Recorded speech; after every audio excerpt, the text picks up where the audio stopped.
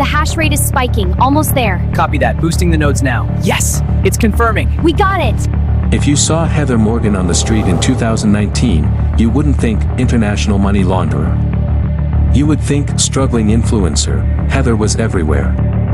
She was a frequent contributor to Forbes, writing articles about cybersecurity and how to lead a successful business. She gave speeches at conferences about social engineering. She portrayed herself as a genius, a polymath, a visionary. But there was another side to Heather. A side she called Razzlekhan. Razzlekhan was Heather's alter ego, a surrealist rapper and fashion designer. She called herself the Crocodile of Wall Street. She recorded music videos in the middle of New York, wearing gold chains, fanny packs, Firewalls down, launch the attack. Transfer and shouting lyrics about money and hustle in a voice that many described as painful to hear. 10. That, while the world was laughing at her TikToks, Heather and her husband Ilya were busy. Very busy. Ilya, or Dutch as he was known, was the technical mind.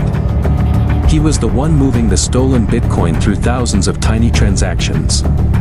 He used mixers, tumblers, and chain hopping, moving money from Bitcoin to Monero, then to Bitcoin again, trying to wash the digital blood off the coins.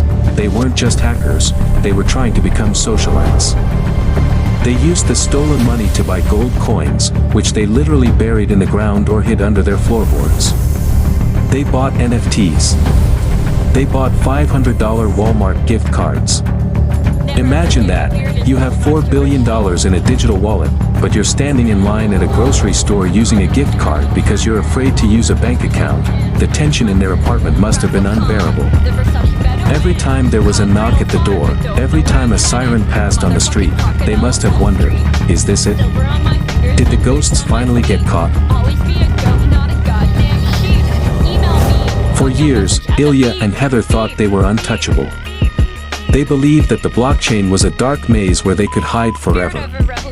But they forgot one thing, the blockchain never forgets. Every single transaction, every tiny fraction of a Bitcoin moved from the 2016 hack, was being watched by a specialized unit of the IRS and the FBI. The investigators weren't looking for a hacker.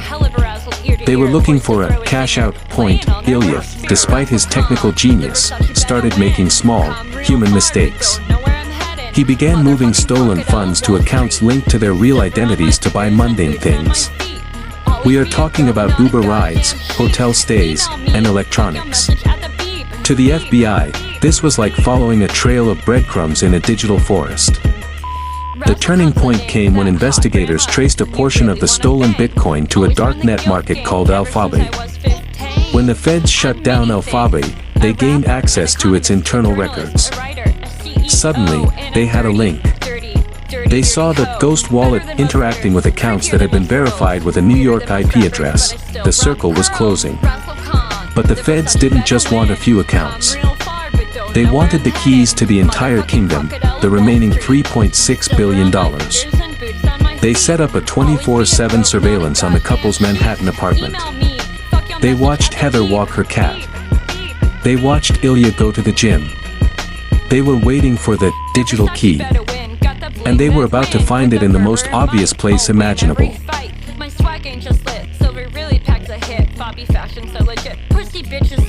February 8, 2022.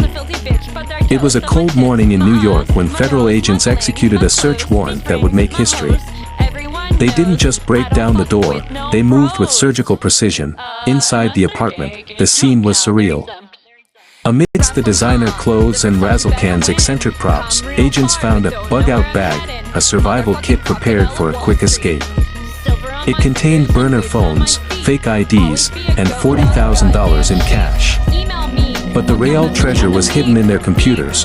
Ilya had encrypted his files with extreme care. He had passwords for his passwords. But he made the ultimate mistake of the digital age. He backed up his most sensitive data to a cloud storage account. When the FBI gained access to Ilya's cloud account, they found a single folder. Inside that folder was a text file. And in that text file were the private keys to the Bitfinex wallets. It was the digital equivalent of a bank robber leaving the combination to the vault written on a post-it note inside his wallet.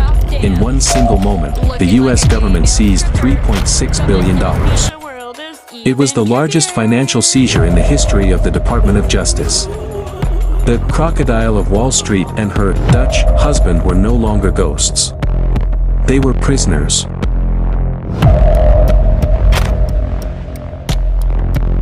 The courtroom was packed when Ilya and Heather finally stood before a judge. The world expected to see elite cyber terrorists.